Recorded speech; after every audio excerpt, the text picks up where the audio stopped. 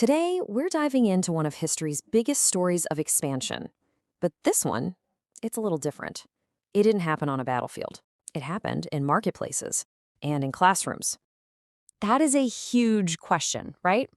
And usually when we think about how things spread across the world, our minds jump to, big armies, powerful empires, all that dramatic stuff. But what if? What if some of the most influential ideas in history actually spread in a much quieter, more personal way?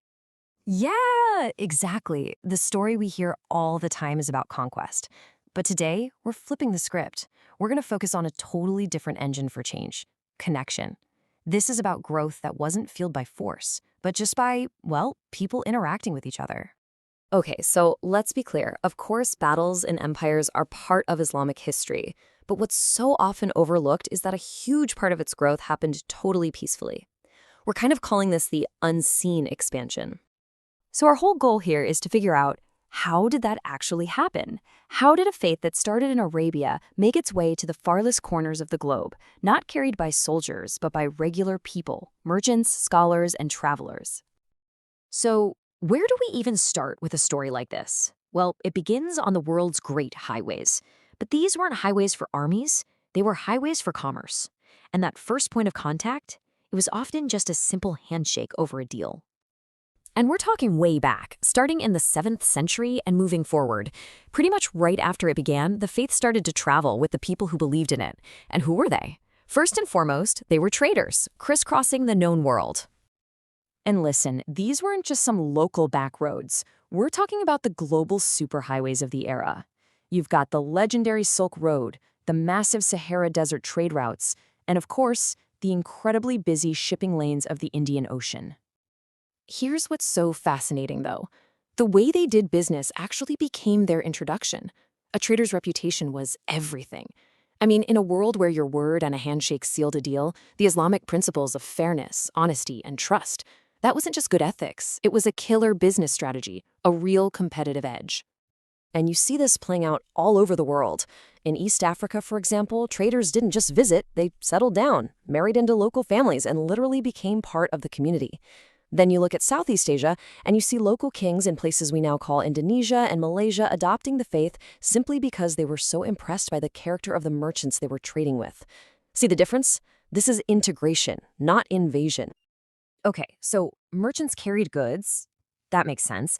But another group of people were traveling these exact same routes, and they were carrying something maybe even more powerful: knowledge.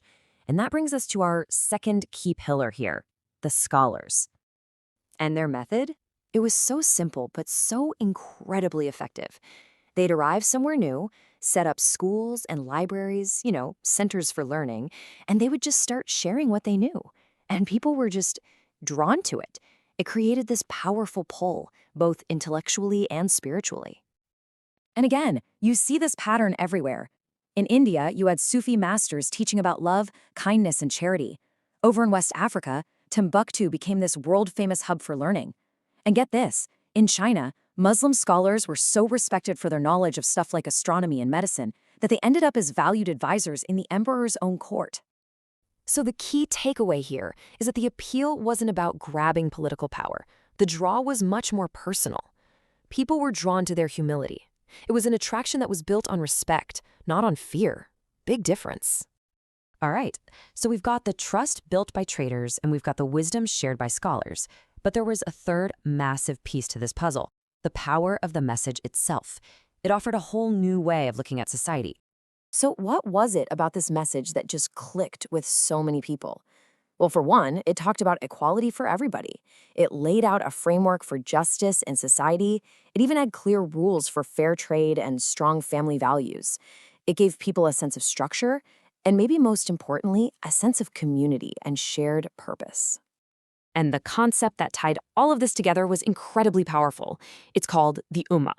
And this idea, the idea of a single global brotherhood that went beyond your race, your tribe, your borders, that was revolutionary for the time. It meant that a trader from Morocco and a farmer in Malaysia could see each other as part of the same global family. And the results? It wasn't about erasing local culture, not at all. It was more like a beautiful blend. Sure, mosques became new centers of community life, but the faith itself often adapted. it wove in local traditions, creating something totally new and vibrant. And because of that, it felt like a natural evolution, not something being forced on them from the outside. Okay, so let's pull all these threads together.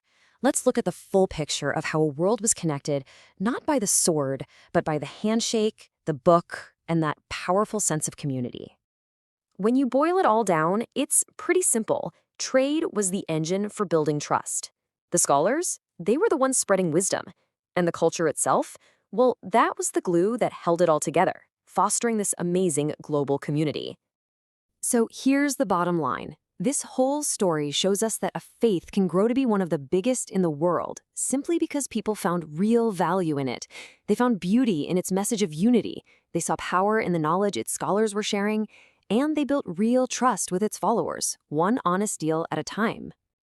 And that kind of leaves us with one last thing to think about. When you look at this model, trade, knowledge, culture, it really makes you wonder, doesn't it?